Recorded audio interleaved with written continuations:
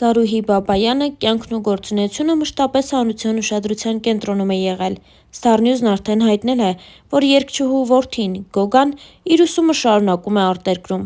Երեկ նա Հայաստան է վերադարձել։ Այդ մասին Instagram-յան իր էջի սթորիզ բաժնում հայտնել է Սոֆի Դևոյան կրտսերը։ Հարազատ հոգիս եկավ, հոլովակին կից գրել էր Սոֆին։ Առաջարկում ենք դիտել հուզիչ հոլովակն առանց մեկնաբանության։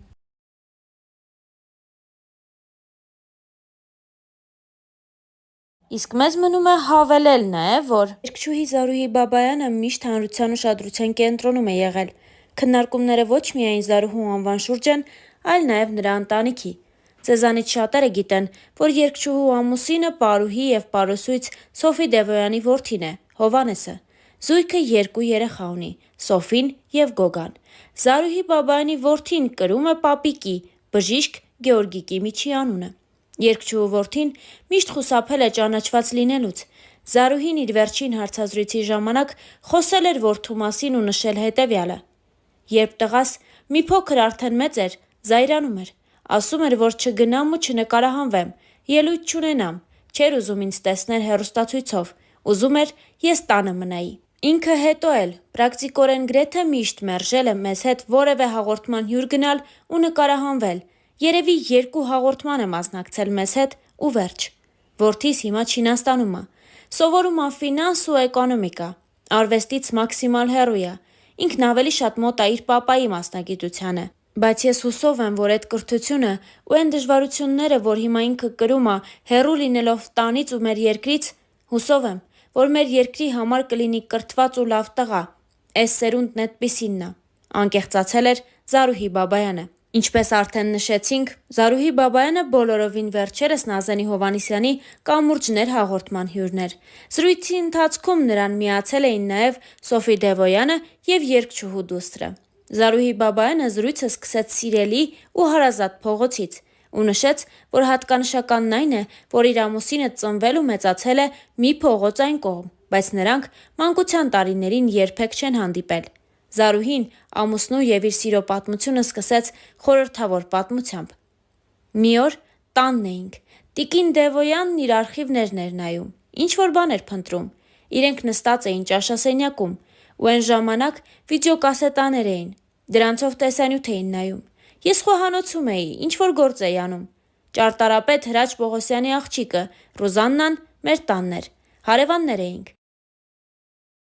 Նրանք նայում էին ու ես տեսանյութի մեջ լսում եմ իմ ձայնը, մոտենում եմ ու ասում՝ մեր արխիվներն եք նայում։ Ասում եմ՝ իմ ձայնն ա տեսանյութի մեջ։ Ամանորյա եռուզեռա, իրենք նստած են ու երբ կադրը փոխվում ա հեռուստացույցին, էնտեղ երգում եմ ես, Ամանորյա գիշերն ա, ու կադրում հայտնվում ա Հովհաննեսն ու ասում՝ վայ, Զառան ա, մեր դպրոցից, նենց կարգին աղջիկ ա։ Ու Ռուզաննան իրեն ասում ա՝ ի դեպ, Վանյա ջան, ինքը ամուսնացած չի։ Դրանից հետո 2 տարի անց ես ու Վանյան հանդիպում ենք ու դա լինում է ճակատագրական հանդիպում։ Իմ կյանքի ամենալավ ճակատագրական հանդիպումը։ Մենք ամուսնացանք 2000 թվականին, մեր ֆինանսական հնարավորությունները շատ մեծ չէին, բայց շատ գեղեցիկ հարսանյաց խնջույք արեցինք ու շատ ուրախ, որովհետև մեր բոլոր ընկերները մեզ հետ էին։ Մարկ Սաղաթելյանը մեր թամադան էր, ինքը ու Հրանտ Թոխատյանը կենացներ էին ասում ու լավ երեկո անցկացրեցինք։ Տիկին Դևոյանը արագացրեց, ասեց՝ օրը որոշեք ու շուտ ամուսնացեք։ Մենք հեռու էինք ապրում, տղային խղճաց, ասեց շուտ ամուսնացնեմ, էդքան չգնա գա, հումորով պատասխանեց Զարուհի Բաբայանը։ Նազենի Հովհաննիսյանը նաև անդրադարձավ այն փաստին, որ կրտսեր Սոֆին չունի Դևոյան ազգանունը, սակայն բոլորը սովոր են մանկուց նրան հենց այդ ազգանունը տալ։ Զարուհին նշեց, որ դա իր գաղափարն է եղել։ Սոֆի Դևոյանն էլ հավելեց. ով ա տեսել սենց հարս լինի, որ իրա կիսուրի անուն ազգանունը տա աղջկան։ Զառան ոսկի ա, բրիլյանտիկ ա, Զառայի նմանը չկա, բոլոր սկեսուրներին ցանկանում եմ սենց հարս ունենան։ Ի վերջո, Զարուհի Բաբայանը պատասխանեց տրված հարցին։ Երբ Սոֆին դեռ 5 տարեկանում ստացավ հրավեր որբեր հեռուստասերիալում նկարահանվելու ու այդ ժամանակ, երբ պիտի երեխաների անունները գրվեր,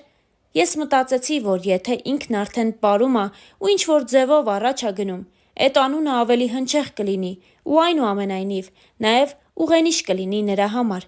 Ես Սոֆիին միշտ եմ ասել, որ պետք է դառնա անհատ եւ որ իրեն չհիշեն որպես իմ աղջիկ կամ Սոֆի Դևոյանի թոռնուհի, այ հենց Սոֆի Դևոյան, անկեղծացել էր Զարուհին։ Նույն հաղորդման շրջանակներում Զարուհի Բաբայանը խոսել էր նաև կարիերայի բարդ փուլերի մասին։ Ձայնի հետ կապված խնդիրներ ունենալու մասին նա ասել էր հետևյալը. «Ես սկսեցի աշխատել Երգի պետական թատրոնում որպես ուսուցչուհի, բայց 1-2 տարի անց ես ունեցա լուրջ առողջական խնդիրներ կապված ձայնիս հետ, որոնք որ մեծ դեպրեսիայի առիթ դարձան։ Կարծում եմ դա ձայնիս շատ չարաշահումից էր ու որոշ այլ առողջական խնդիրներից։ Էն ժամանակ այնքան շատ ելույթներ էինք ունենում։ Ես էլ ձյունանուշ էի խաղում, Երգի թատրոնում։ Երիտասարդ էինք, վախենալ չկար, մտածել չկար, ամենակարևորը սիրուն լինելն էր ու լավ երգելը։ Ես էլ շատ բարակ, շատ սիրուն զգեստով, կապտած ձեռքերով, բայց ես ձյունանուշիկ էի։ Քաղաքի ամենասիրուն ձյունանուշն էի, այդպես էին ինձ կնքել։ Բայց հետո մի քանի տարի ես ունեցա լուրջ ձայնային խնդիրներ եւ ես չէի կարողանում հաղթահարել այդ խնդիրները։ Ես հասկանում էի, որ չեմ կարողանում երգել ու Գրիգորիչը չէր պատկերացնում, որ դա այդքան լուրջ խնդիր էր։ Ինձ համար դա դժբախտություն էր։ Ես ուզում էի երգել, բայց չէի կարողանում», նշել էր Զարուհի Բաբայանը։ Աստղային ընտանիքում ծնված Սոֆին հանրությանը հայտնի դարձավ, երբ դեռ փոքր երեխա էր, ու 15 տարեկանում նա տվեց իր առաջին հարցազրույցը, որի ժամանակ խոսել էր մասնագիտության ընտրության եւ այլ շատ թեմաների մասին։ Star News-ը ձեզ է ներկայացնում նաեւ այդ հարցազրույցից հատվածներ։ Պարը շատ բարդ մասնագիտություն է, որը ես շատ եմ սիրում։ Վերջերս տեսահոլովակ ենք նկարահանել «Ժառանգություն» խորագրով։ Բավականին երկար ժամանակ ենք աշխատել պարի վրա, որը վերջերս ամբողջացվեց։ Տատիկիս ու մայրիկիս հետ որոշեցինք, որ տեսահոլովակ նկարահանենք, որովհետև շատ էի ուզում հենց այդ պարով ներկայանալ։ Նույն հարցազրույցի ժամանակ Սոֆին նաև անդրադարձել էր նրան, որ պարում է իր տատիկի պարի ու հոգու թատրոնում։ Նա խոսել էր առավելությունների մասին։ Իրականում այդպես չէ։ Ես արտոնություններ չունեմ։ Տատիկս շատ խիստ է։ Ես էլ ինձ խմբում չեմ պահում այնպես, որ իր թոռնիկն եմ։ Ես բոլորին հավասար եմ։ Ինձ զգում եմ այնպես, ինչպես մյուս երեխաները։ Թե ինչ են խոսում կողքից, էական չէ։ Գիտեմ, որ միշտ քննարկվող թեմա է լինելու դա։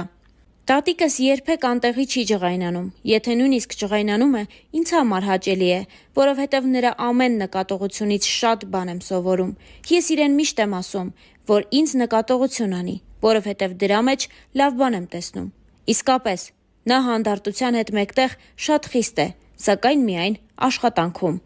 Տանը խիստ չէ, տարաձայնության առիթ միայն սնվելու թեման է դառնում։ Տատիկը խոսում է ինձ վրա, որովհետև չեմ հասցնում լավ սնվել։ Բնականաբար, խորհուրդներ շատ են լինում։ Տարբեր խորհուրդներ է ինձ տալիս, որոնք անպայման լսում եմ, որովհետև նա կյանքի մեծ փորձ ունի եւ ինձ համար քայլող լեգենդ է։ Մեր ընտանիքում այնպես է, որ բոլորս իրար հետ մոտ ենք։ Չի լինում, որ ինչ-որ մի բան մեկին վստահեմ, մյուսին ոչ։ Մայրիկիս հետ էլ շատ ընկերական հարաբերություններ ունեմ։ Նա միշտ իմ կողքին է եւ աջակցում է ինձ։ Առօրյայում ինձ ճիշտ ուղու վրա է դնում։